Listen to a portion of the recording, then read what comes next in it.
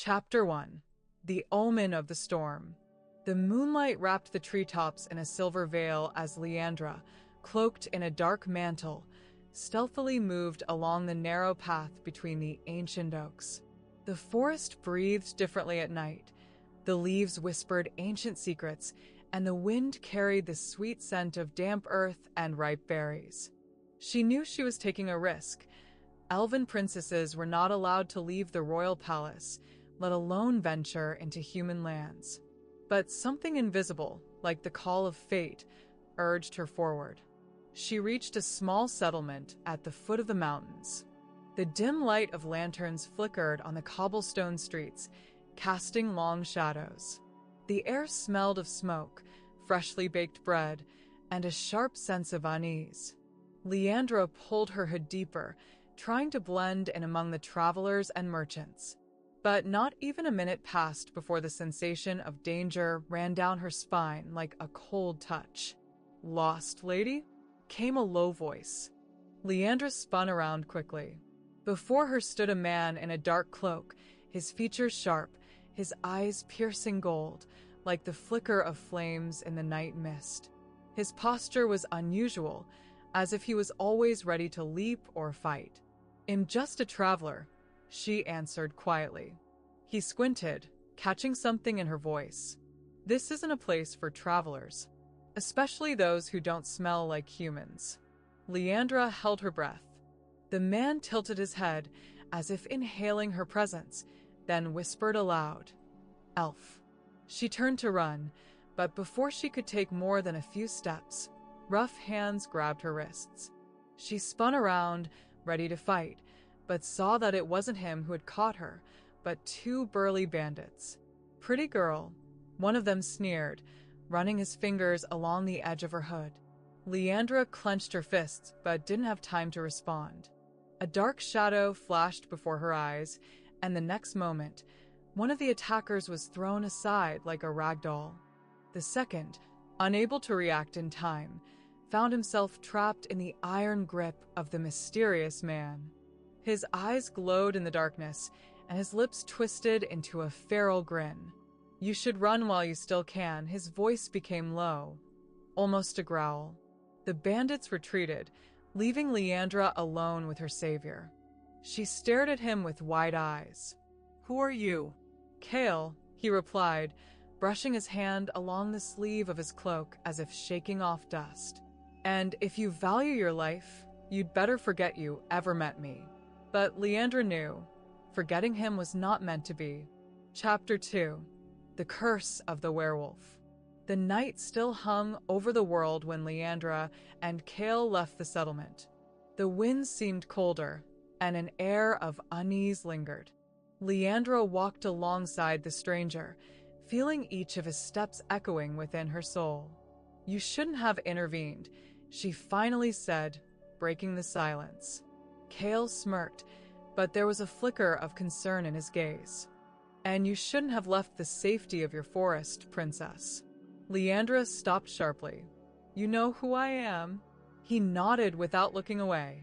"From your posture, your movements, the scent." The last words he spoke almost in a whisper, and in his golden eyes flickered a strange fire. Leandra instinctively took a step back. "You're not human." Kale turned his gaze away, as though he didn't want her to see the truth. "You're a werewolf." A silence hung between them. The wind howled in the distance, but it seemed like a different sound. Deep, wild, filled with something primal. "I didn't choose my fate," he finally said, "just as you didn't choose yours." Leandra studied his face. There was something wild about him, yet at the same time, noble. She wanted to ask more, but Kale suddenly tensed. "We need to leave." "Why?" He glanced at the sky, where the dim moon flickered between the clouds. "Daybreak is coming, and it's better if I'm not around when it does." But before Leandra could respond, a muffled sound came from the forest, heavy footsteps, the snap of twigs.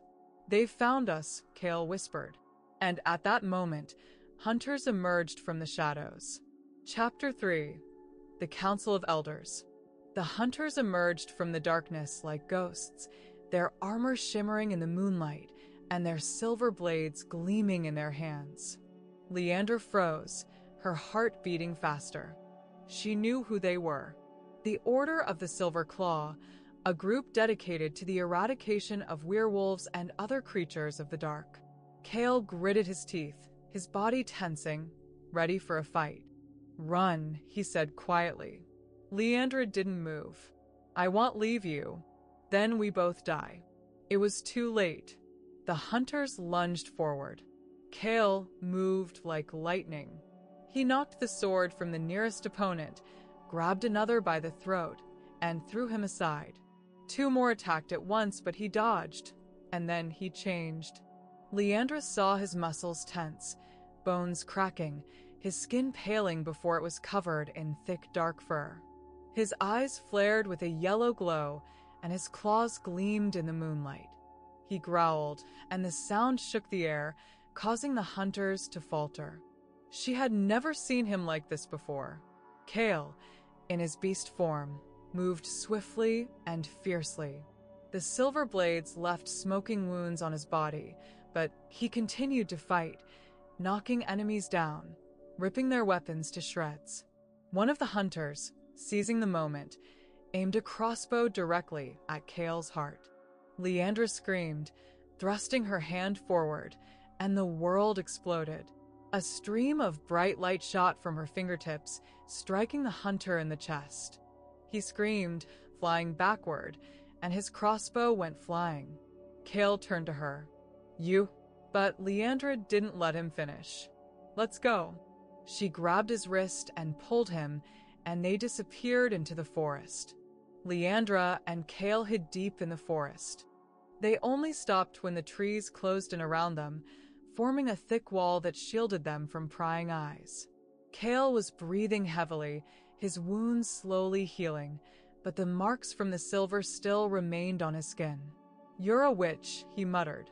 Leandra shook her head. "No, immer ein Elf." He stared at her for a long moment, then sat down on the ground, leaning against a tree. "We can't stay here," she said. "If they find us, they won't leave us alive." Cale scoffed. "You really shouldn't have saved me." She frowned. "You saved me first. Now we're even." A slight smile touched his lips. "Elves don't associate with werewolves. Maybe I should break tradition."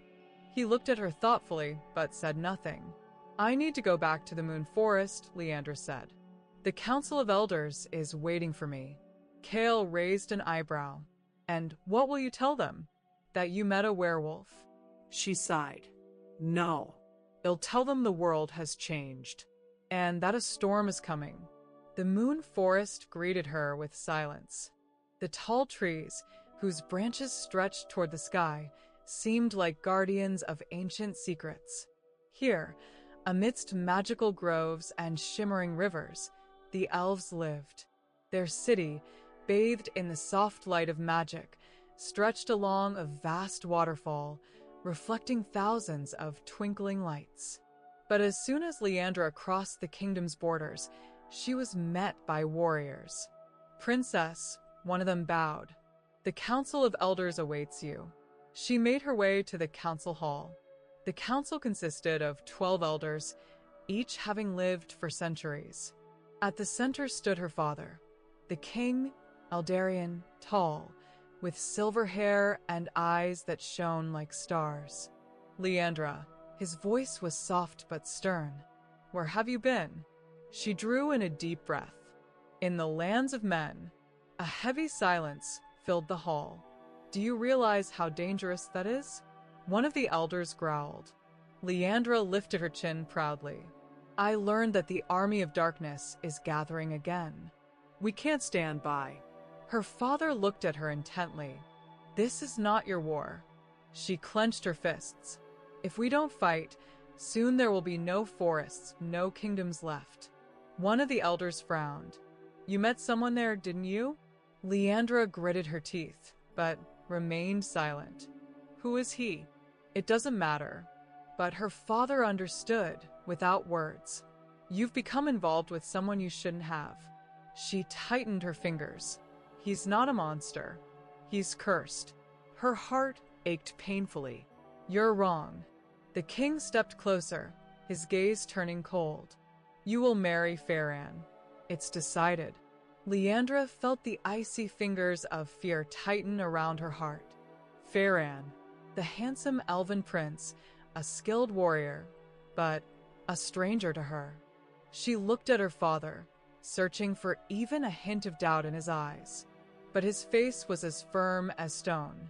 You will marry him, he repeated, and you will never cross the border again. But Leandra knew she would not obey that order. Her heart already belonged to another. Chapter 4: Escape from the Moon Forest. Night blanketed the moon forest with the soft light of silver moons. The winds whispered through the tops of ancient trees, and elven fireflies flickered in the leaves like reflections of stars. In the distance, the sound of harps and flutes could be heard. Tonight, the palace celebrated the return of the princess. But Leandra didn't feel joy.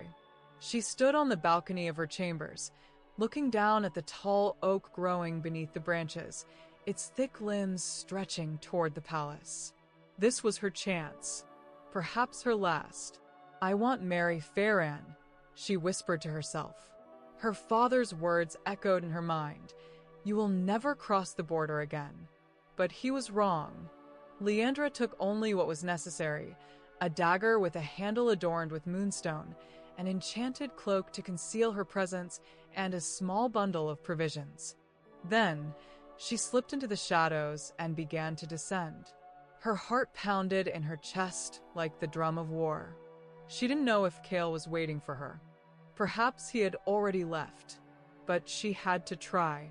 Reaching the ground, Leandra darted toward the thick underbrush, hiding from the guards. Each step was silent, each breath blending with the night. But just as she was almost at the edge of the forest, a voice rang out. Did you really think you could leave unnoticed? She froze.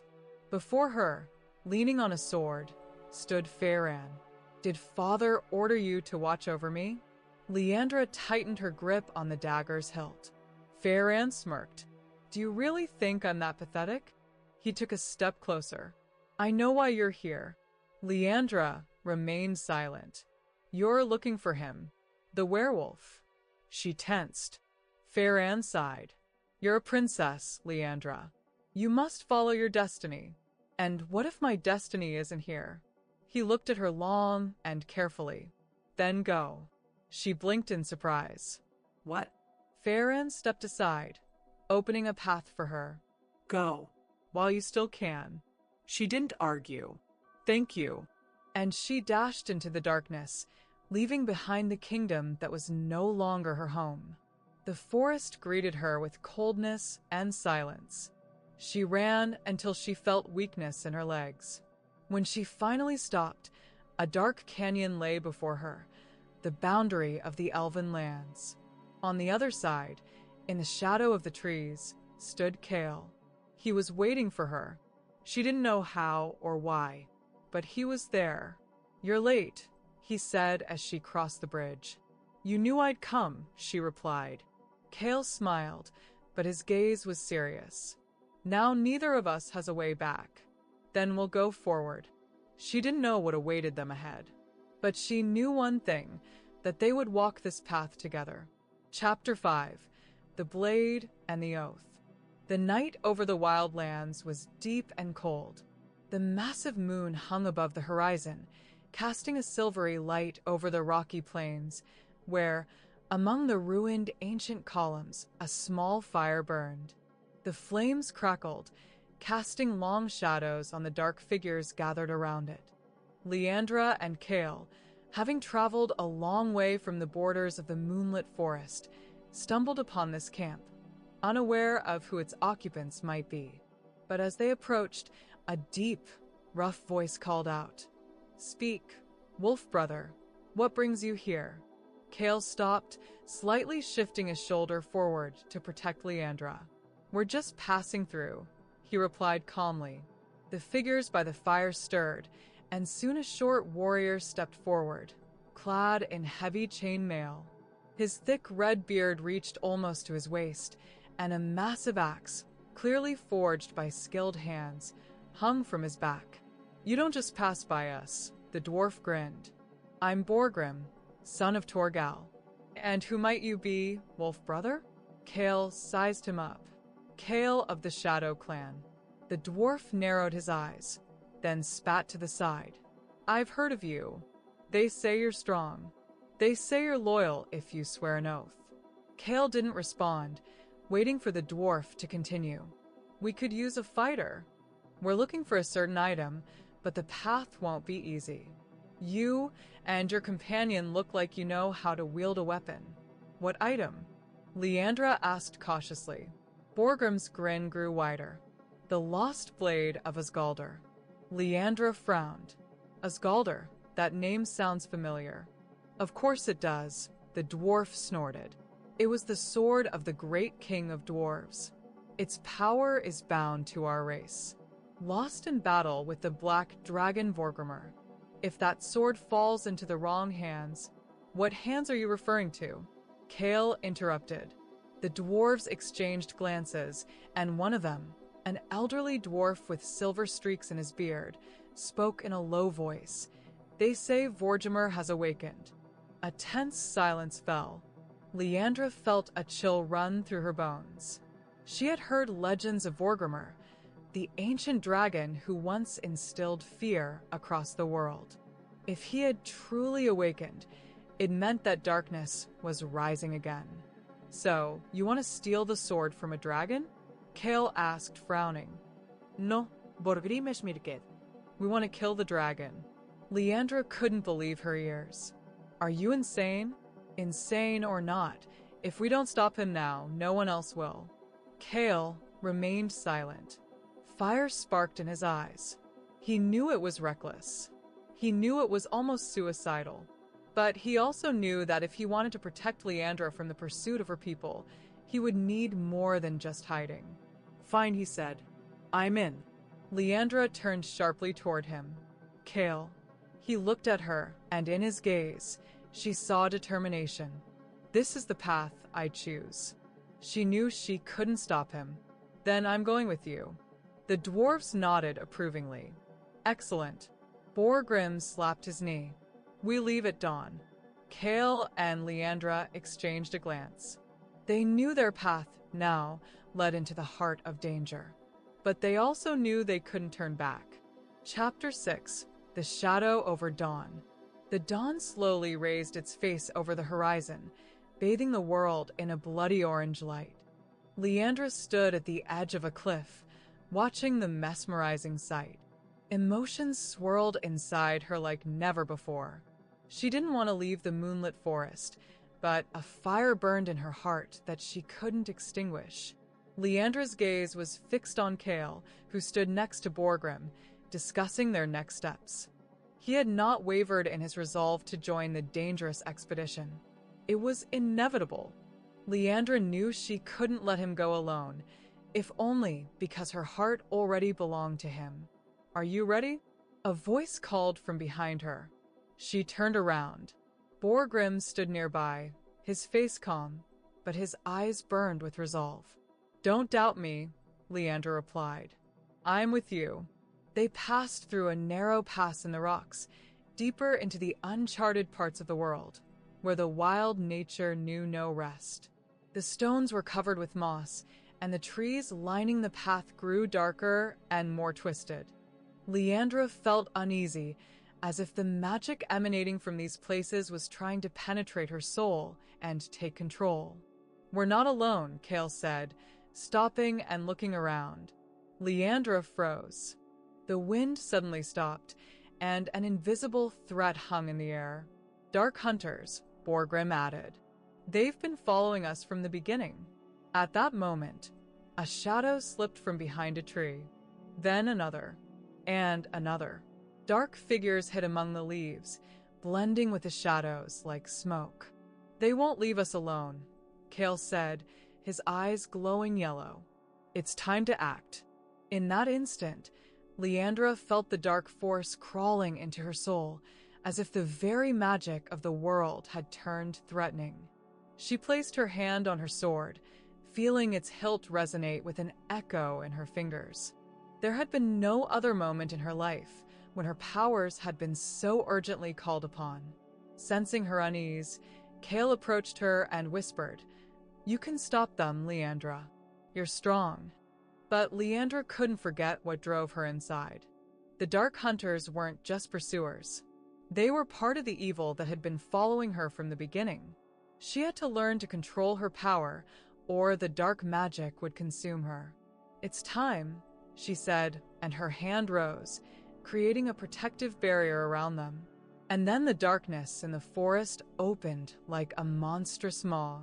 The hunters charged forward, their swords sharp as blades. But Leandra's magic, intertwined with the power of nature, created a shield that deflected every strike. She felt the strength surge through her veins, the internal flame burning, ready to consume everything in its path. Cale and Borgrim joined the fray. The dwarf's massive axe destroyed everything in its path, while Cale, in his beast form, attacked with lightning speed, leaving only bloody trails behind him. But Leandra sensed the darkness closing in again. She felt the hunter's shadows trying to infiltrate her mind, their sinister magic trying to break her spirit. She focused, absorbing the power coming from the forest itself, and raised her hand. A bright light flared in the air, and around her, like an invisible veil, a protective circle unfolded. The hunters couldn't break through it. The darkness retreated, but Leandra knew it was only a temporary respite. The dark hunters would return.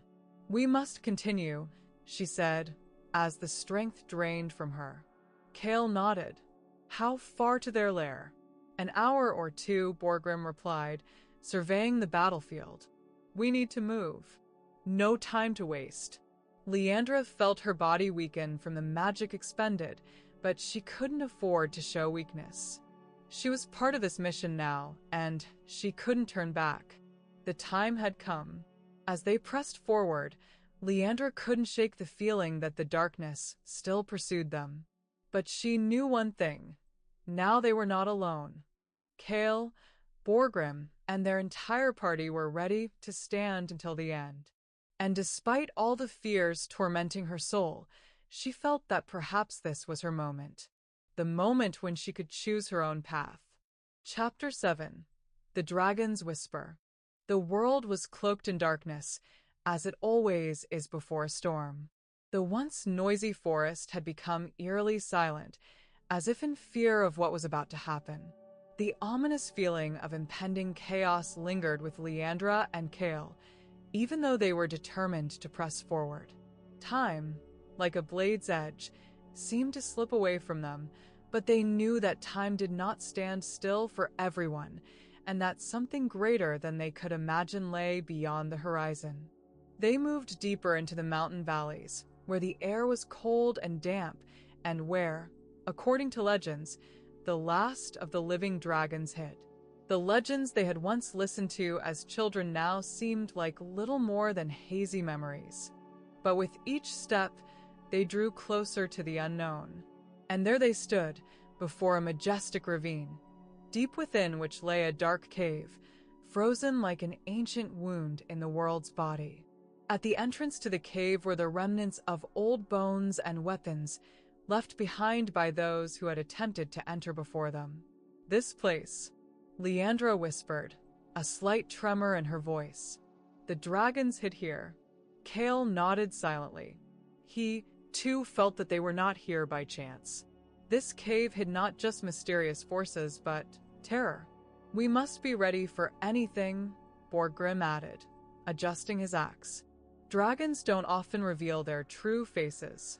They entered the cave, where darkness enveloped everything like a thick veil. Deeper and deeper they went, until the air grew heavy, almost viscous with magic. Suddenly, a faint, unnatural, and ominous light pierced the darkness. "Who dares to step onto sacred ground?" A low, muffled voice sounded. Leandra instinctively drew her sword, preparing for the encounter. And then, from the dark corners of the cave, he emerged, the dragon.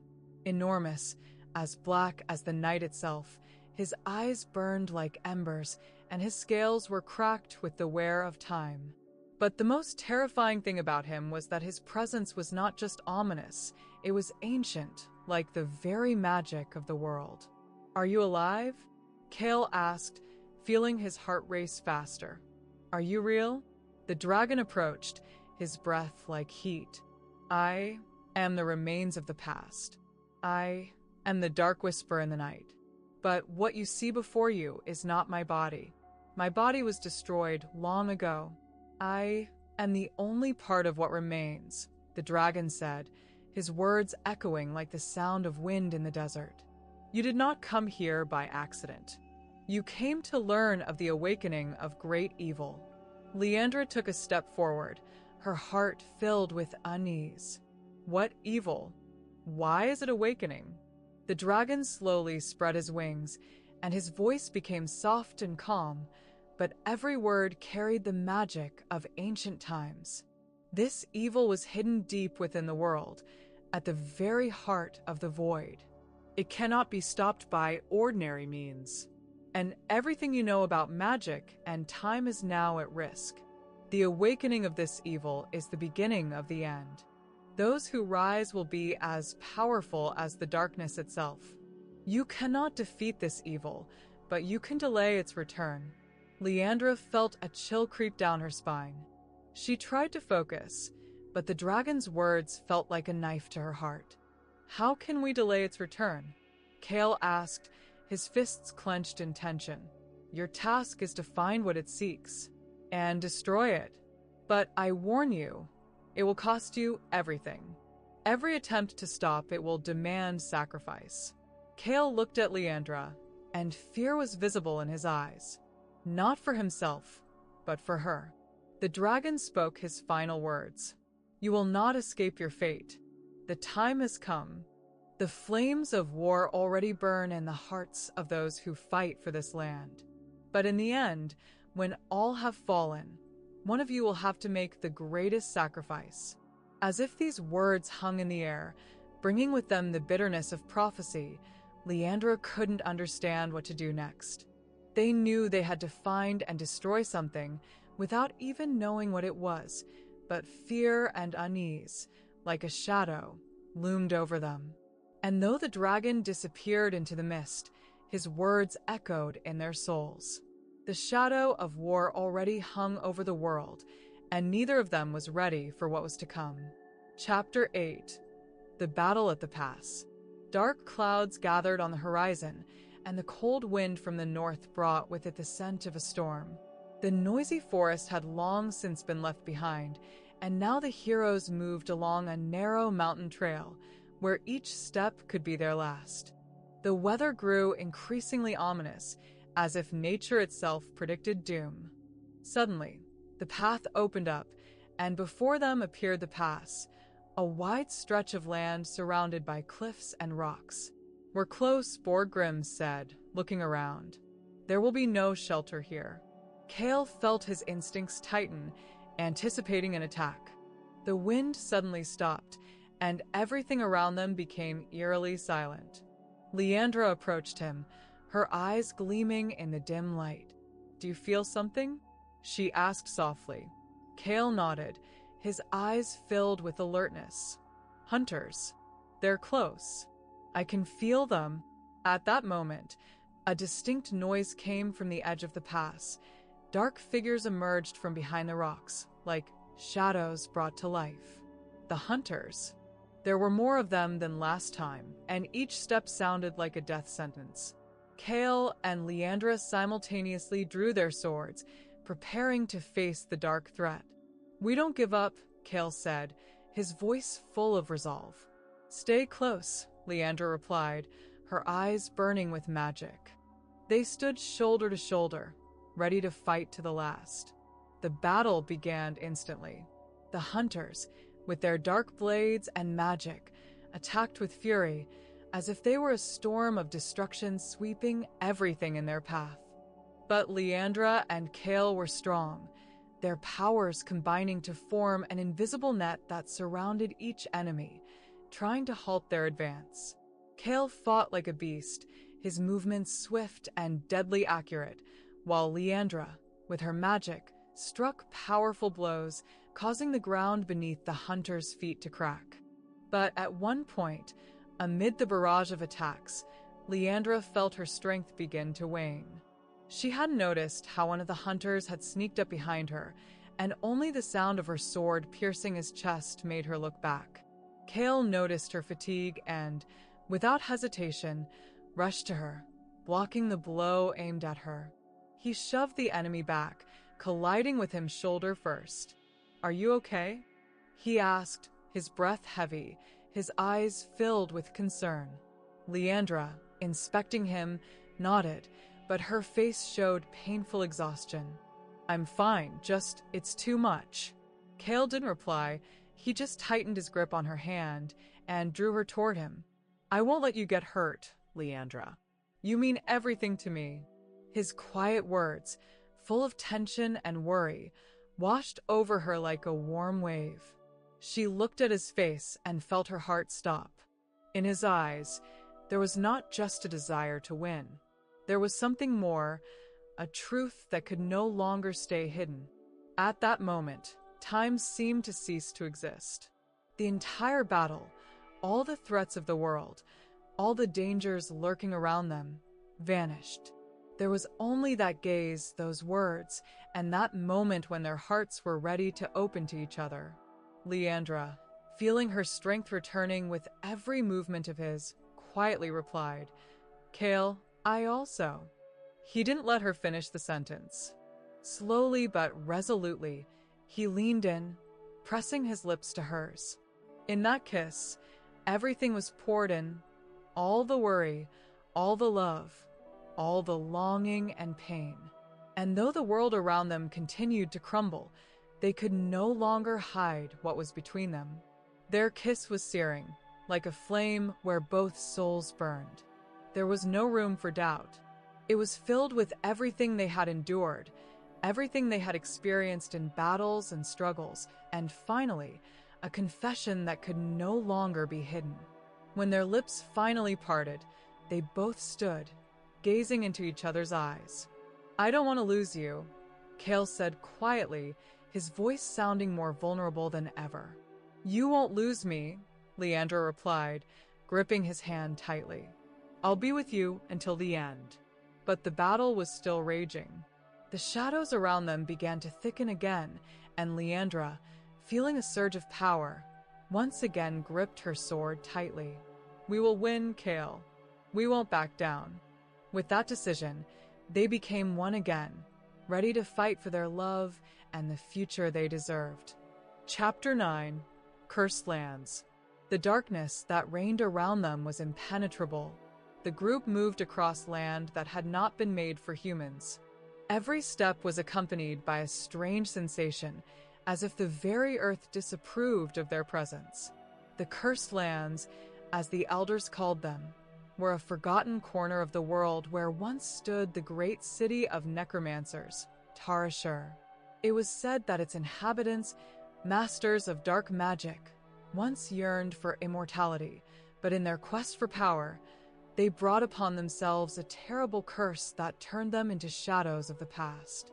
Legends told that the city consumed not only their bodies but also their souls, leaving behind only empty ruins and shattered dreams. Yet somewhere within its ruins lay an artifact capable of changing the course of the war, a powerful amulet that could not only destroy evil, but also reverse time itself. The group approached the city's ruins. The sinister air was thick with dark magic, and every stone, every crack in the earth seemed imbued with power, ready to burst forth. Far ahead, amidst the blackened ruins, a silhouette of an ancient tower stood, once the city's center. It stood as a mute witness to the dreadful days when the necromancers sought immortality. "We must be cautious," whispered Leandra, her eyes filled with concern. "This place is cursed. Dark forces are still here, watching us." Cale turned to her, his face resolute, but a shadow of unease lingered in his eyes. "I know, but if we are to stop the darkness from advancing, we must find this amulet. We cannot retreat." Borgrim, who was walking alongside them, nodded silently. His grim appearance and unyielding determination were a pillar of strength for the group. He was deep in thought, but seeing the leader's resolve, he too prepared for the worst. They continued their journey, each step like a farewell to the living world. Time seemed to cease to exist here, and the air was so thick with magic that it felt as though it was draining their strength. Soon, they found themselves at the heart of the city, where massive gates, covered in millennia-old runes, swung open before them. "This place, it's not just cursed," muttered Borgrim, gazing at the empty streets. "It's alive, and we must find the artifact before it consumes us," Cale replied. Before they could take more than a few steps, a figure emerged before them. A shadow, mist, but from that shadow emerged dark eyes that stared at them with hatred and bitterness. "Why have you come here?" The voice rang out, shapeless, as if the darkness itself was speaking to them. Leandra stepped forward, her sword at the ready. She could feel the magic closing in around her, the air frozen in place. But she couldn't help but answer, "We are searching for an artifact that can help us fight what is awakening." The shadow laughed, its laughter so cold that it sent a shiver down their spines. "You don't understand, do you? This artifact is not a weapon. It is a curse, and you are all here because you cannot escape your fate." And then, from the mist, more figures appeared. Necromancers, living shadows, their faces twisted by disease, their bodies wrapped in black roots with empty eyes. "We cannot leave this place," one of them said, his voice like the grinding of stone. "It will take you. It will take everything. And it doesn't matter what you seek. This place will consume you, as it has consumed us. We only need to find the amulet," Cale said, standing firm like a rock before this nightmare. "We are not afraid of your shadow. We know what we must do." The dark figures moved toward them. Cale tightened his grip on his sword, Leandra ready to unleash her magic. But suddenly, the darkness began to retreat. Several of the misty figures vanished into the air, and the one ahead fell silent. Death and life are not opposites. They are merely two sides of the same coin. You will never control the darkness. At that moment, from somewhere deep within the city, a hum echoed. It was as if the earth itself had spoken, demanding their submission. "We must move on," Leandra said, her face determined, though her eyes reflected concern. "We cannot stop. This place thirsts for death. We need to find the amulet to change fate." And so, they continued deeper into the city, knowing that the worst was yet to come. But now, their hearts were filled with determination. They knew that this artifact could be the key to saving the world. And they could not allow the shadows of the past to win. Chapter 10, Dwarven Secrets. The group pressed on through the cursed lands, feeling their strength slowly draining. The path they had traveled seemed endless, and every step brought them closer to the unknown horror hiding within the ruins of the Necromancer city. But their desire to find the artifact that could change the course of the war remained unbroken. During a night's rest, they encountered a group of dwarves. Small, sturdy, and quick, they did not look like the ordinary dwarves the group had met before. These were ancient masters, forgotten and hidden in the mountains, but their wisdom was invaluable. In their eyes, there was a glimmer of something ancient, as if they had lived through times that no longer existed. "You are searching for the artifact," one of them said, his voice deep and rumbling, as though a stone had spoken. "But it is no longer in this city." Cale and Leandra exchanged a glance. Their hearts raced. If the artifact had been stolen, their search might be in vain. What do you mean? Cale asked, feeling his tension rise. Where is it? The dwarf looked at him, as if weighing whether or not to reveal the truth. But finally, he sighed and shook his head. A dark mage, he said. His name is Melgrim. He was one of the necromancer's apprentices, but his greed and lust for power led him to steal the artifact, seeking immortality. Leandra furrowed her brow, her face darkening. The name Melgrim was not unfamiliar to her. Her intuition told her that this was the very mage behind the awakening of the dark forces they had been fighting throughout their journey. He was too ambitious, the dwarf continued. And even though the necromancers tried to hide the amulet, he found a way to steal it and use its power for his own purposes. We dwarves tried to stop him, but he was too powerful. He slipped away from us, and now his trail leads to the darkest corners of the world. Borgrim, not one to linger on words, had already figured it out. So, we need to find him, he said, his voice resolute. Where is he now? The dwarves exchanged looks, and the eldest finally spoke. We don't know for sure, but he is hiding in the abandoned mines to the southwest. It is a place guarded by dark magic. Those who have ventured there never returned. But if you wish to continue, that is your path. Leandra clenched her fists, her gaze focused, determination burning in her eyes. She was ready to face whatever awaited them to stop this dark mage and recover the artifact. We're going, she said. Nothing will stop us. The dwarves nodded, and one of them handed Cale a small item, a weathered map drawn on old parchment. It was a map of the very mines that lurked in the shadows, and they could be their last chance. Be careful, the dwarf warned, his eyes full of concern. In those mines, there are not just traps, but ancient beasts created by the necromancers. You will face things that should not exist in this world. Cale gripped the map in his hands, and despite his anxiety, he did not falter. He was ready. We will manage, he replied, his voice firm. This mage and his dark forces will not defeat us. Leandra, standing beside him, felt her heart race with anticipation. These mines were their next step, and even if death awaited them there, they were ready to meet it head-on. The time has come, she said, her voice resolute. We go. The group gathered their things and, following the dwarves' directions, set off toward the southwest. Each of them was focused on the map, but in their hearts burned a fire that neither darkness nor magic could extinguish. Chapter 11. A Vow in Moonlight. Night had already descended upon the cursed lands, and the darkness grew even deeper. In the shadow of the mountains, far from the eyes of enemies, the group stopped to wait until dawn.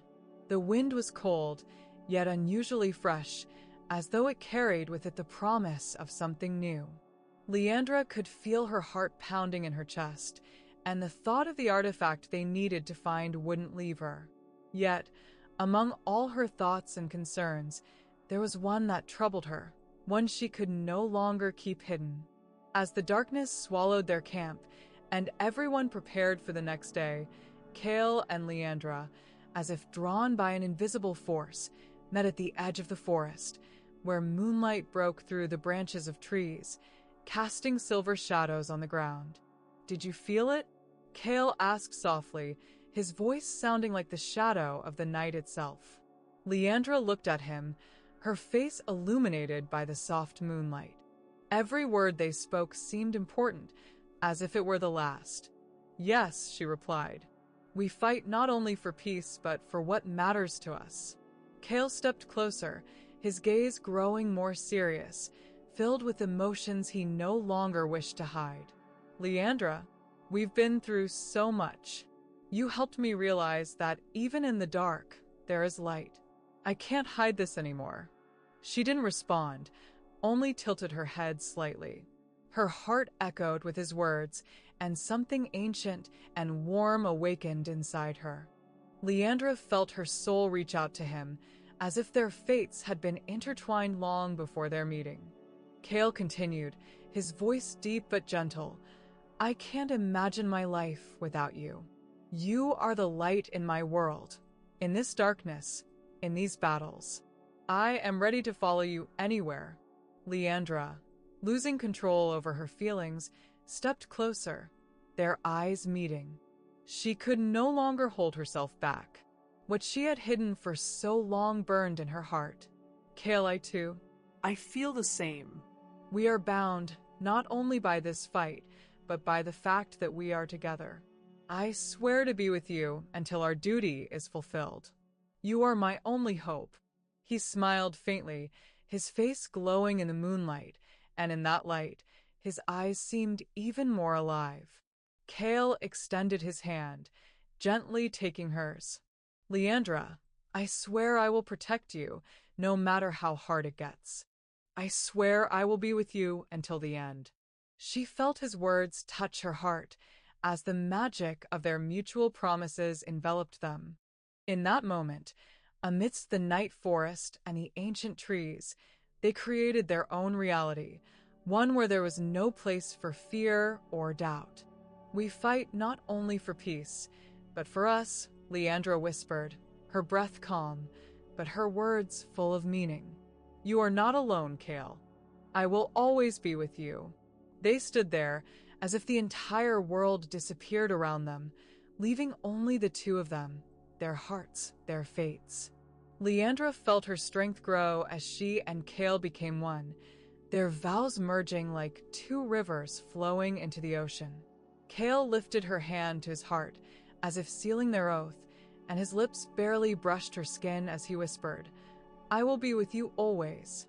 Leandra couldn't hold back a smile, her heart filled with light, and she responded, looking into his eyes, and I will be with you. Then, beneath the moonlight, amidst the shadow of the ancient forest, they made a vow of eternal loyalty, a promise that nothing could break. And although the world around them was filled with dangers and darkness, they knew one thing. Their love was their most powerful weapon, and nothing could break it. Chapter 12. The Dismal Mines. The journey through the Forgotten Lands grew even more perilous as the group approached the mines hidden beneath the dark vault of the mountains. The entire area was shrouded in darkness, and the air, thick with dust and a musty odor, spoke of mines long abandoned, but not without consequence. Deep underground, there lay a power that once sought to be controlled by necromancers, and now it had been awakened. Cale, Leandra, and Borgrim stood at the entrance of the mine, where only ominous silence remained, disturbed only by the echo of their footsteps. The ancient map, passed down by the dwarves, had led them here, but now, standing before this grim place, even Cale could feel the cold seep into his very soul. We don't know what awaits us there, said Borgrim, his voice stern and resolute. But we cannot turn back. Cale nodded and turned to Leandra. She stared into the dark depths of the mines, her face serious, but the fire of determination burned in her eyes. We want retreat. We found our way, and now we must go until the end. They entered the mine, and immediately, they felt the ground beneath them grow heavier, as if the darkness itself was trying to consume them. The stone walls, etched with strange runes, led deep into the mountains, as though they were guiding them to the very heart of evil. And then they reached the heart of the mines. The sound of their footsteps grew muffled, and the air was so thick with magic that each breath seemed heavy. Suddenly, ahead, in the dim light breaking through cracks in the ceiling, their enemies appeared. Monsters. Tall and grotesque, with long claws and dark eyes that glowed like coal in fire. These creatures were born of magic, the result of the necromancer's insane experiments, and now they guarded the path to Melgrim. Without hesitation, Leandra drew her sword and stepped to the front. We won't let these beasts stop us, she said, her voice resolute as never before. Cale was ready for battle as well. He drew his blade, and his hands, accustomed to the weight of it, felt the familiar burden that spoke of readiness. Borgrim raised his axe, his gaze cold and focused. The monsters lunged at them, swinging their sharp limbs, and the battle began. Time seemed irrelevant, and everything around them was consumed by the endless cycle of fighting. Kale fought a shadow, his sword cutting through the creature's flesh with ease, but with every turn, new ones appeared. Leandra struck them with her blade, never giving herself or the enemies respite, her movements quick and precise, like death itself. Borgrim, with his mighty axe, chopped the monsters into pieces, his strikes echoing through the mine, tearing everything in their path. He was a steel wall, preventing the creatures from getting too close. And after battling through this sea of horrors, they reached the room where, amidst the old ruins, stood Melgrim. The Dark Mage, the creator of these monsters, stood in the center of the hall, surrounded by ancient runes and dark magic that covered the walls. His eyes glowed with malice and power, and his hands were wrapped in black fire. "You came for the artifact." His voice was like the whisper of the wind, but it carried immense power. "But you don't understand. This artifact is not just a weapon. It is my power, and you will never take it." Leandra stepped forward, her eyes flashing with resolve. "We will take it from you, Melgrim. You don't deserve such power." Melgrim smirked, and the air around him thickened, as if the very world was compressing, bending to his will. His hands rose, and a surge of dark magic shot towards them. Kale and Leandra immediately charged, but the dark force was overwhelming. Melgrim raised his hands, and a wall of magic appeared before them, holding them back. Borgrim, not waiting, struck the ground with his axe, and a powerful burst of magical energy reflected the attack. "Now!" Kale shouted, and with fierce speed, he charged into battle. Leandra followed him, landing precise strikes that cut through Melgrim's magical defenses. After several moments of desperate battle, at the heart of the chaos, Kale grabbed the amulet that Melgrim had been holding in his hand, and, tearing through its protection, wrenched it from the Dark Mage's grasp. Melgrim screamed, and his body began to disintegrate, turning to dust in the wind. His evil presence faded, and the darkness he had embodied retreated. The artifact was now in the hands of the heroes. "We've won," Kale said, his voice tired but filled with satisfaction. Leandra placed her hand on his shoulder, her gaze full of pride and relief. "Now we can change our fate." Chapter 13, Storm over the Elven Lands. The fog was thick, and the night was almost impenetrable as the party carrying the artifact returned to the mountain slopes where the path to the Elven Lands began. But neither the dark night nor their exhaustion could overshadow the foreboding that tormented Leandra's soul. With every step she took, she felt that something terrible was drawing closer. The darkness they had defeated in the mines was only a part of a greater disaster hanging over her people. Leandra stopped, gazing into the distance where the darkness hid the elven forests and their homeland. Her heart tightened with pain at the thought that she could not stop the impending storm. "We must move faster," she said, turning to Kale and Borgrim. "The dark armies are coming. They are advancing." Kale, noticing her distress, approached. His eyes were filled with concern, but he knew that now Leandra had to make a choice. "You are right," he replied. "We must warn your people immediately. We are all in danger." Leandra nodded, her face grave and determined. She knew it was her duty to return the artifact to her homeland and unite the elves against this new evil. The dark armies of Melgrim had begun their advance on their lands, and as princess and protector of her people, she had to return to be ready for battle. "I must go home," she said, her voice steady, though her eyes still betrayed her anxiety. "But I cannot leave you. Your help is needed now more than ever." Kale, looking at her, understood her thoughts. He saw not just fear in her eyes, but an immense strength, the strength that had been with her since the beginning of their journey. "We will be with you, Leandra. You are not alone, and we will walk this path with you." Borgrim, standing nearby, nodded in agreement. His face was not as soft as Kale's, but his eyes held the same resolve. "If your people are in danger, we will fight," he said. "We are with you until the end." With that decision made, the group gathered once more, and despite the fog, they began their journey deeper into the forest, toward the elven lands. There was neither ease nor simplicity in this journey. Every step brought them closer to a new trial, to the storm that, like a harbinger of death, was already gaining strength. As they reached the edge of the forest, an expansive view of the elven lands unfolded before them, covered in greenery and majestic trees. But this view did not bring relief. On the contrary, it filled Leandra's heart with dread. Dark clouds were already visible on the horizon, as if nature itself sensed the approach of war. "The dark armies," Leandra whispered, gripping the artifact tightly. "They're here. They're coming for us." Her words became reality when the first harbingers of disaster appeared in the sky, dark clouds flashing with lightning like a reflection of the approaching nightmare.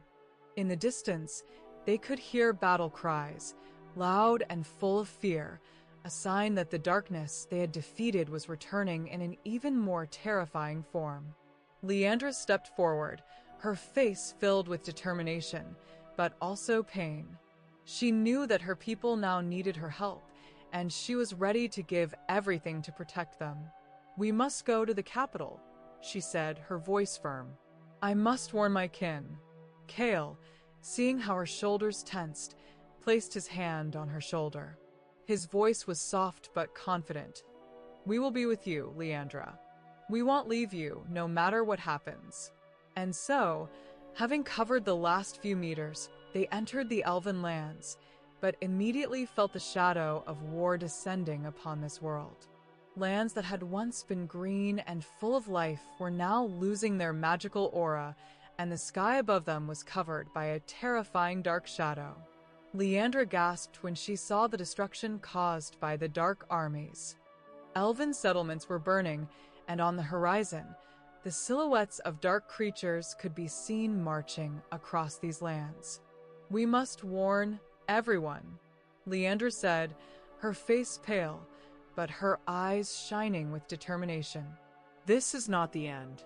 We will hold them back."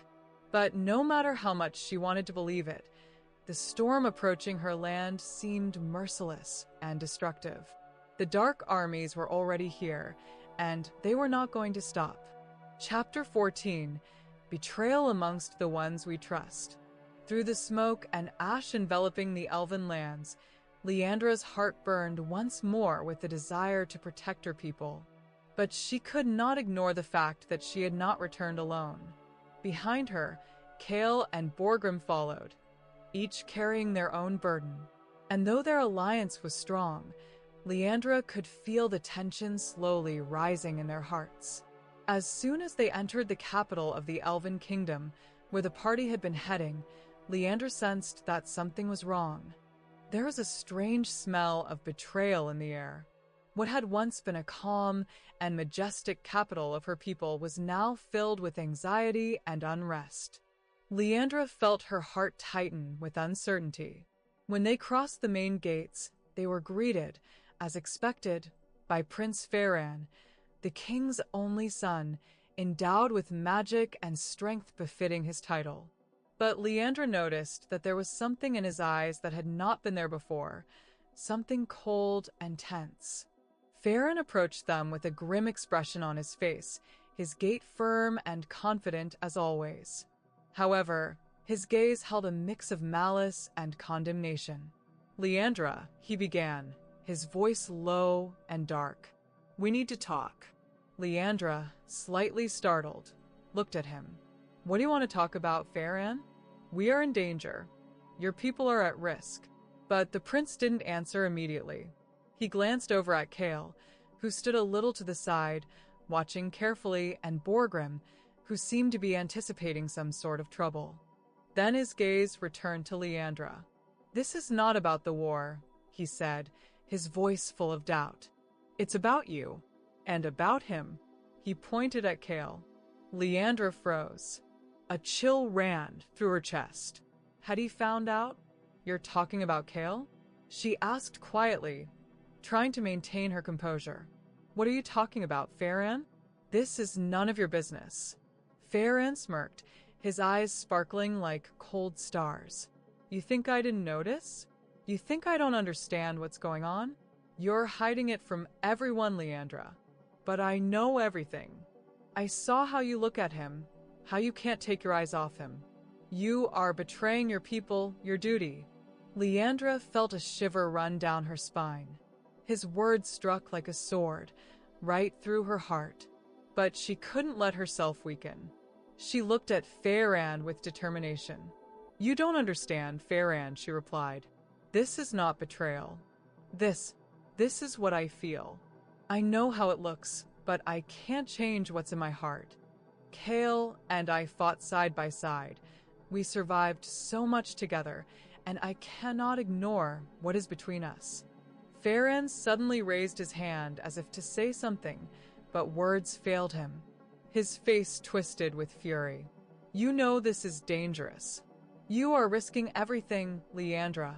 This could destroy everything we've built, everything I've built to protect our people. You can't be with him. This is betrayal. Betrayal that will have consequences." At that moment, Borgrim, who had been standing in the background, could not hold back any longer. His powerful shoulders tensed, and he stepped forward, glaring at Faran. "You have no right to speak like that, Prince," he growled. "You think you know what's right? You don't understand her pain or her choice.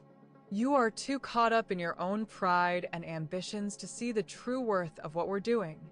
You are trying to divide us when we are all fighting for the same goal. You are only causing harm." Faran stopped, as though struck by Borgrim's words, but quickly regained his confidence. "You have no right to interfere, dwarf. This is the matter of elves. And it is not your place to decide where or with whom Princess Leandra will go." But Borgrim was unyielding. "It is my business when you threaten our alliances, when you question what we are all fighting for. You don't see how you are hurting her and us with your words. This is your path, Faran, and you are leading it nowhere." Silence hung in the air like a heavy burden. Leandra felt the internal tension begin to ease, but she could not hide the bitterness that filled her heart. "I can't change what's happening between Cale and me," she said quietly, her voice filled with exhaustion and pain. "But I will not hide. This is my choice, and it will be respected, even if I have to face the consequences." Faran, standing at a distance, merely nodded, but there was fury in his eyes. He said nothing, but was this the end? Leandra wasn't sure. "You will learn how far my loyalty to my people will go, Leandra," he said, before turning and walking away, leaving behind the scent of betrayal. Leandra's heart tightened, but she knew that now, in this moment, she had to remain strong. Chapter 15. The Shadows of Time. Foggy nights had once again descended upon the elven lands. The winds carried ominous forewarnings, and the shadows seemed to hide threats. In the capital of the elves, there was a sense of unease, and in the palace, Leandra felt the weight of increasing responsibility pressing on her shoulders. She tried to gather strength to prepare her people for the approaching war with the darkness, but peace eluded her heart. That evening became a turning point that Leandra would never forget. When she returned to the palace after a tense council, a troubling message awaited her. Cale had been arrested. The words spoken by her palace guard sounded like thunder on a clear day. Cale has been arrested for a crime against the royal blood, for breaking the laws of the elven race. Leandra froze, clutching the heavy crown in her hands as if trying to hold onto the one moment of truth that threatened to shatter everything she loved. He was imprisoned in the darkest tower of the palace, where no one could see him, and the shadows of the walls themselves seemed alive, absorbing the light. Leandra knew she had to act quickly to prevent the worst. But her heart was torn. Before her was a choice that could not be made without pain. On one hand, her duty to the people, to protect them, to be loyal to her people and the crown. On the other hand, her love for Chaol, which now placed her before a choice that could destroy everything she had ever built. He had been with her, he fought beside her, he was her ally. But the betrayal of Faran and his revelations sparked new doubts. After all, Chaol was foreign to elven culture, and his presence could undermine the foundations of their society. Leandra walked through the marble corridors of the palace, her heart pounding in her chest with desperate force. Far ahead, in the cold stone walls, stretched the prison. She knew a decision had to be made quickly. Time was running out. When she reached the dark dungeon, the guards standing before the cell respectfully parted, allowing her through. But their eyes were filled with doubt. They knew who she was, but they also knew the rules she was breaking. Still, she was a princess, and they dared not stop her. In the cell stood Chaol, his figure blurred in the dim light. He was exhausted, his face pale, and his eyes filled with pain and despair. But when he saw Leandra, her presence became a light in that darkness. "Leandra," he said, his voice soft but tinged with anger. "You shouldn't be here. You shouldn't break the law. They're already preparing for the trial." Despite all her resolve, Leandra felt weakness overtaking her. She stepped closer and took his hand, her gaze filled with determination. "I can't leave you, Chaol," she whispered. "But I don't think I can fight both you and the royal family at the same time. I have to make a choice, and it's a terrible choice. Your actions contradict everything the elves hold to be right, and I need to decide what matters more, love or duty." Chaol looked at her, his eyes full of despair but also understanding. "You don't have to make this choice, Leandra," he said. "We both knew what this would lead to. I'm not asking you for something you can't do. But if you want to be with him, if you want to be loyal to your people, then I won't stop you. I've known this from the start." His words wounded her like a knife to the heart, but Leandra couldn't allow herself to cry. This was her choice, and she had to make it. "I can't leave you," she said, squeezing his hand. "You've been with us. You've fought for us. I can't just leave and abandon you here, but I can't turn my back on my people. I can't let them perish for something that can't exist in this world. We all stand before choices, and I must make mine." Chaol was silent, his gaze full of pain, but he did not object. He knew she couldn't turn her back on her duty, even if her heart was torn. Leandra turned and left, not looking back. In her chest beat what had once been clear, but was now ruthlessly shattered. She had to tell her father, her people, the truth. But she also knew that her choice was not just a path. It was the destruction of everything they had built. Later, on her way to the throne, those words echoed in her mind, words that no one could call right. Chapter 16. The Dragon's Return. The dark sky loomed over the elven lands like an ominous omen of impending doom. The earth trembled from the approaching threat, and Leandra felt everything around her being engulfed by a wave of despair. The war with the forces of darkness was inevitable, and their armies were too small to withstand the onslaught. Even the ancient artifacts could not guarantee victory. At this time, when everything seemed lost, fate presented them with an unexpected ally. Leandra stood atop one of the highest towers of the palace, watching the horizon. The darkness thickened with each passing hour, and only the darkness was her companion. In that silence, she felt something incredible building in the air, as if an ancient force was waking from a long slumber. And then he appeared. As if from the very darkness, like a divine storm, he came. Against the black sky, a massive shadow cut through, unimaginably vast and powerful. The dragon's scales gleamed in the moonlight like ancient gold. His wings unfurled like shadows, ominous and terrifying. The wind from his flight knocked over trees, and the earth itself trembled as if in the throes of death. With every beat of his wings, the air was filled with the scent of ancient magic, of forgotten times. The dragon was majestic and fearsome. His eyes, like two fiery flames, blazed with bright light. Leandra stood transfixed, feeling the power of this creature penetrate her body, permeating her very being. This was the dragon from legend, the one who had once stood guard over these lands and had been the source of strength for all the elven people. The dragon descended to the earth like thunder, and the ground shook with his landing.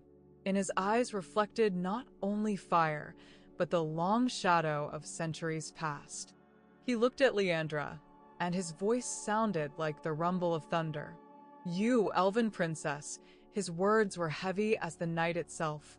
"You called to me, and I have come. I am Artaris, a dragon of ancient blood, once an ally of your people. But remember, aid comes with a price." Leandra felt her heart clench. She knew this moment would be decisive. The dragon was a powerful ally, but his help always came at a great cost. What if this price was irreparable? What if she had to give up everything she had? "You came to help, but you want something in return," she replied, trying to steady herself. "You know what's at stake now, and you promised help. I am ready to make any sacrifices to save my people. What do you want in return?" Yes, Artaris sighed, and his gaze grew even deeper, as if the very gaze of time itself looked through her. "I do not ask for a sacrifice lightly. I demand that which you fear losing most. You must choose, your love or your people. You, Princess Leandra, must sacrifice what will be the hardest choice for you. It may be your love for Kale, or it may be the people you rule.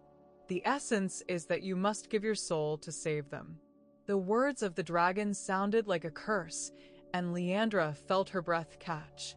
Each glance, each gesture of his was full of power, and in his words was not only a warning but also a report on the price she must pay.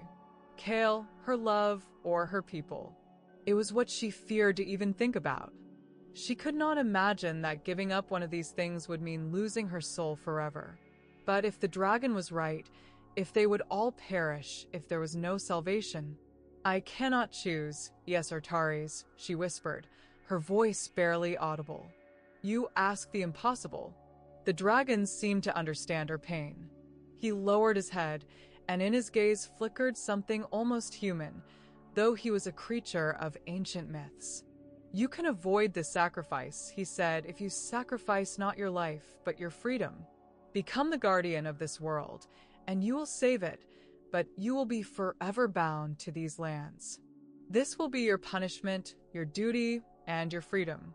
Leandra thought, was this the price of salvation? Salvation for the world, her people, and her love? Should she sacrifice herself for everything to survive, or should she keep her love and life? A storm raged in her heart, and she knew the choice would be difficult.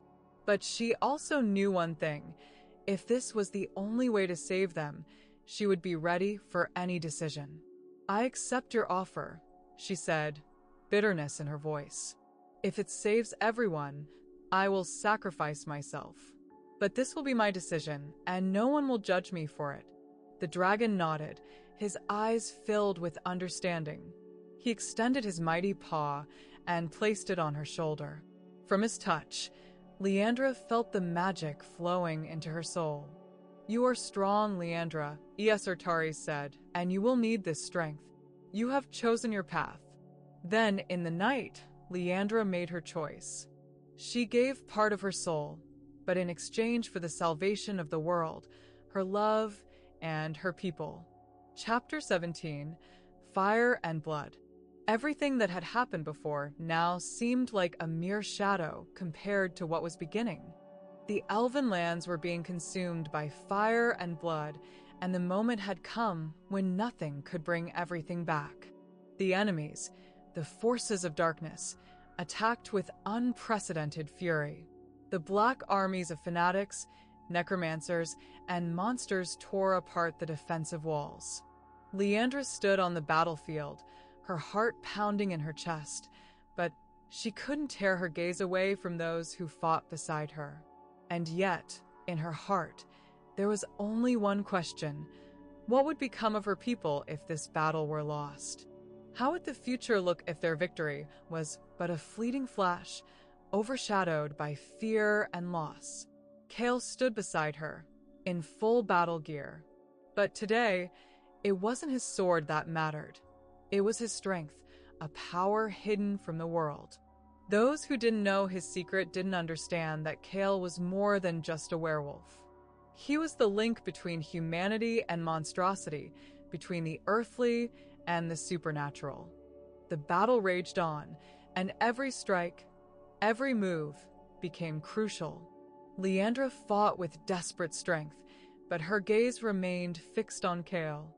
Something had changed in his behavior, something that did not escape her notice. She saw his eyes begin to blaze with fire, his body beginning to contort as though something ancient was awakening within him. It wasn't just rage or the will to win. It was the moment when he revealed his true nature. He no longer hid his power, no longer concealed what his true nature was. He was ready. Cale suddenly turned to Leandra, his voice heavy and filled with pain, but in his eyes, a fire of determination burned. "Leandra, hold on," he said, his words cutting through the fog of battle. "I can't hide this anymore. Not for you, not for us. I must be the one to stop them." Leandra had no time to respond as Cale sharply spread his wings, and his body began to transform. A werewolf was not just a man with magic. He was a monster, and that moment had arrived. His body grew, his skin became covered in scales, like an ancient dragon, and his eyes, blazing in the darkness, grew ever brighter. He became great, majestic, like a being that had long hidden in the shadows, now ready to emerge into the light. His power was so immense that the ground trembled beneath him, and the enemies advancing before him slowed. With each sweep of his claws, with each roar, the dark forces began to retreat. But Leandra sensed something more in the air, something dark and destructive. Cale, with his immense strength, was not just a weapon. He was destruction. "Cale, stop." Leandra cried out, her voice filled with worry. "You can't be like this." But Cale did not hear her. His gaze was lost in the abyss of rage. He fought, tearing everything in his path, and each strike was a final decision of fate. Leandra understood that his power was too great, and that his sacrifice for victory could be horrifying. She feared that he might lose himself in the process, and her love would become just a memory. She ran to him, and her magic, always reaching for the light, cut through the chaos of battle. A glow erupted in her hands, lighting up the darkness that was starting to consume Cale. She tried to awaken him, but his power was too great. He was on the brink of becoming a monster, one that no one would ever remember. "Cale, you must stop," she repeated, her voice growing more desperate. But the one she loved was no longer the same. Suddenly, everything fell silent. Cale stood, his breath heavy, his body slowly returning to its usual state. He clenched his claws, and the tension in the air dissipated. But his eyes were full of pain and regret. I didn't want this," he whispered, his voice weak but desperate. Leandra approached him, her hands trembling, but her heart was not filled with fear.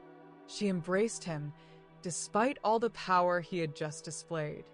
He was a destroyer, but he was also a savior, and she knew that this choice was his own. "You are not lost, Cale," she said, kissing him for a moment. "You've always been the one who can save, and it is you who led us to victory." It was then, as the darkness receded and the enemies were defeated, that Leandra and Chaol knew the war had been won, but they also understood that their journey was just the beginning of something more complex and dangerous. Chapter 18. The Prophecy Fulfilled. The dark sky finally cleared of the thick clouds, as if nature itself had exhaled, finding the long-awaited peace. The wind, which had recently been full of destruction, now flowed gently and warmly. The flames of war had faded, but their traces remained in the form of ruined lands, burning villages, and countless losses. Chaol stood on the battlefield, his body tired and slumped, his gaze clouded. He felt how all the strength that had once filled him was vanishing, slipping into emptiness. This moment was heavy and bitter because the victory he had so desperately sought turned out to be too costly. Leandra stood beside him. She could not hide the tears that, despite her best efforts, began to roll down her cheeks. She looked out over the field where once there had been a terrible battle, and at those who would never return. She knew that the victory had come at the cost of great sacrifices. Many had fallen among their ranks, including many friends, and among them were those who had not returned from the battlefield. Monsters, necromancers, and dark hunters had been defeated, but it brought no relief. The war had left scars that could not disappear. Chaol turned to Leandra, and her heart clenched in pain when she saw his gaze. He was not just tired, he was broken. With each day, with each moment, his human and monstrous sides had been fighting one another, and now, with the battle won, he felt as though he had lost something important. "Leandra," his voice was weak but desperate. "I thought I could fix everything. But how can I live now, knowing that I destroyed everything I could have saved? I've become what I feared." Leandra placed a hand on his shoulder, feeling his body tremble under her touch. "You didn't destroy us, Chaol," she said, her voice firm despite the pain inside her. "You saved us. You shouldn't blame yourself for what happened. You brought us victory. We won. We are alive." But still, there was a residue in her heart. The losses had been enormous. Those who had been their friends, those who had walked through darkness and light with them, those who had once been part of their world, would never return. And among them was more than one who might still be alive if not for the choice that had been made. The ancient prophecy that had once been foretold, would it now come true? The forgotten prophecy, the secret that had guided them along the way, had led to this moment. And though the darkness had been defeated and the world once again looked bright, Leandra knew that this light would be temporary. The prophecy spoke of one who, having won, would have to sacrifice themselves.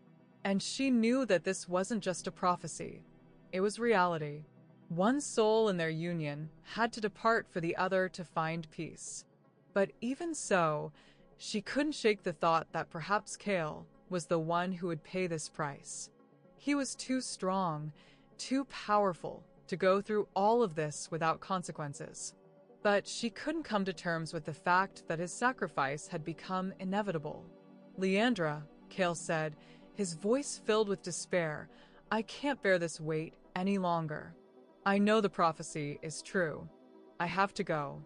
Leandra recoiled at these words, and her heart clenched. She couldn't believe what he was saying. It was impossible, but deep within, she knew it had to happen. He was the one chosen to make the sacrifice for victory. "No, Chaol." Her voice was filled with panic. "You can't leave me. You can't leave."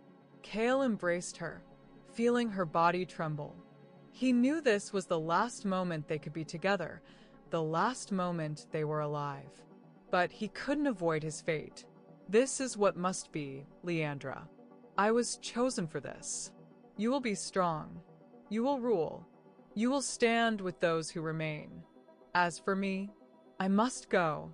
And with those words, No matter how much Leandra resisted, Kale stepped into the darkness, leaving behind only traces that would soon fade in the ages. The prophecy had been fulfilled, and the world found itself on the brink of a new beginning. But for Leandra and Kale, their story remained in their hearts as something that could never be forgotten. With that moment, she knew, even if he vanished, his love would be with her forever. Chapter 19. Leandra's Final Choice. The sun rose over the elven lands, but its light was dim, like the shadow of lost hope. After Kale disappeared, Leandra couldn't find peace. Everything she held dear had vanished into the darkness, and her soul, burned by loss, could not find rest. She was alone in a world full of pain and uncertainty. Amidst all the loss and despair, the hardest choice of her life lay before her. Whether to choose love or duty, her people or the one who was her fate. Leandra knew her people now demanded action. The elven leaders, including her father, insisted that she join their side in the new struggle that was beginning to unfold. They saw it as an opportunity to strengthen their position and return to their former glory. But Leandra could not forget what had happened. She could not forget Kale, his self-sacrifice for victory, and his plea for her to keep moving forward, no matter what. She knew his disappearance had not been accidental. It was part of the great prophecy, and she knew that now. To bring him back, she would have to go against everything that was familiar to her. With each passing day, Leandra felt her power grow. The power she was ready to use to save. She could not allow her people and her love to collide in a battle that could destroy everything. But to bring Kale back, she needed to act decisively. The Elven Council had gathered in the Great Hall, full of greenery and light, where peace and harmony had always reigned. Leandra stood before them, her gaze firm and her heart torn. She knew this moment would determine her future. Her father, King Elendar, sat in his chair, his face impassive as always. But in his eyes, Leandra saw the shadow of disappointment. He knew something had changed in his daughter, and that unsettled him. "Leandra, you must make a decision," said Elendar. His voice was as commanding as ever, but now it carried a hint of concern. "We cannot waste any more time. The darkness has retreated, but its followers are still here. We must unite our forces to restore peace and order. It is your duty to lead our people and protect them." Leandra remained silent, her thoughts far away. All these words, all these commands, meant nothing when her heart was filled with only one purpose. She knew that if she stayed with the Elven people, if she succumbed to her father's and the Council's pressure, she would lose the chance to bring Kale back. "I cannot do this," she said, her voice full of pain and determination. "My people, my family, I love you, but I cannot follow this path. I must go after him to bring him back." Silence fell in the hall. All eyes were on her. Elendar stood up, his face stone-like, and when he spoke, his voice thundered. "You are betraying your people, Leandra. You choose love over duty. This is not what I taught you. You are a princess, a future leader, not a woman who follows her emotions." But Leandra did not retreat. Her heart was too deeply tied to Kale, and she knew she could not live without bringing him back. She was willing to do anything for this, even if it meant that her own people would turn away from her. "I am not betraying my people," she answered, her words quiet but resolute. "I choose the future. I choose the love that saved us all. We survived the war, but we cannot continue living in fear. If I stay here, if I give in to your will, I will be betraying myself. My love, my strength, and my duty, everything lies in bringing Kale back. If I have to leave you to do this, I will." Elendar sighed heavily, his eyes filled with regret and anger. But he knew that Leandra was resolute. She was not an ordinary princess. She was a warrior, a woman who is not afraid to go against the world for her goal. "You are breaking my heart, Leandra," he said, his voice full of bitterness. "But I cannot force you to stay. You have made your choice." With those words, the king stepped back, and Leandra knew her decision had been made. She understood the difficult road ahead. She would have to break all traditions and venture into a world that was unfamiliar to her, a world full of dangers and darkness. But for Chaol, she was ready to walk that path, despite all the warnings. Knowing her people and family would turn against her, Leandra stepped toward her destiny, determined, strong, and confident that her love would be stronger than anything.